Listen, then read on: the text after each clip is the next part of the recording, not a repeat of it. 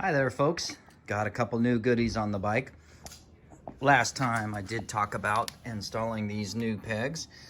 I did finally get a chance to try them out on the road, and the footprint is really good as far as, you know, how much of your foot is being able to stand up on that peg, especially compared to the stock pegs. And because they are flat, it just makes it so much easier on your ankles.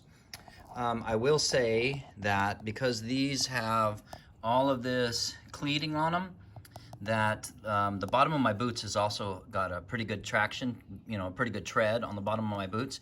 And so I found that sometimes the tread on the bottom of the boot would kind of get hung up on these a little bit, and I had to consciously lift my foot, you know, to get free of it. I just found that happening a couple of times.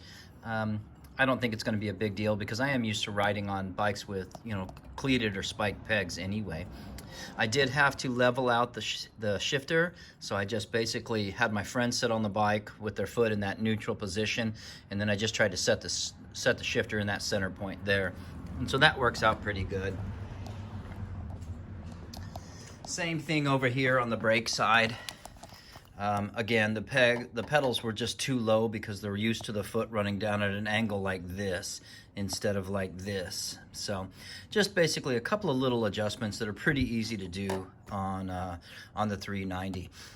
The other thing I wanted to show you was that guy. I picked up one of the KTM skid plates, the aluminum skid plates. These ones here, I think a lot of people like the Black Dog skid plate. It's definitely way more robust than this one is. They look like they're built like a brick shithouse. They're pretty heavy duty. This one here, I figured it's going to serve my purpose. You know, I'm not out hill climbing and bashing a lot. Again, I tend to ride just kind of middle of the road, you know, fire roads, established roads like that. You're not going to find me out doing dual track or single track or anything like that. But that's what that one looks like there. It's not too bad.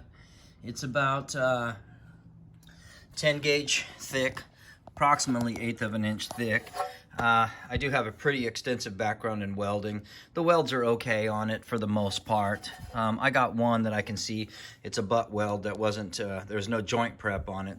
So there's a weld in there that I can definitely envision maybe having some cracking problems, but I'll just inspect it after I, you know, do some off-roading with it for a while and see how it holds up. It doesn't wrap up and around the motor as tightly as the stock plastic one does. Here's the stock plastic one. You know, if you put them there like that, the stock plastic one really kind of encases the motor pretty hard. So I'm expecting some additional cooling for this with this skid plate here. It's definitely way more vented and everything, and I think that's partially just so water and stuff can drain out of it. But also it should add a pretty good cooling effect or a little cooling benefit to the motor. But we'll see. Shipped to my door, that one I think was $208. About $208 shipped to my door. I got it from this online store called, I think it was KTM Parts. It's an online store that just sells pretty much, I don't think, anything except KTM stuff. And they had pretty decent service that I saw. You know, it took a couple weeks for the skid plate to get here, but by and large, I can't complain. I did want to also point out that I have accepted no sponsorship items for anything I've put on this bike. I've been offered them, but as of today, I've not accepted any of them. That includes that skid plate.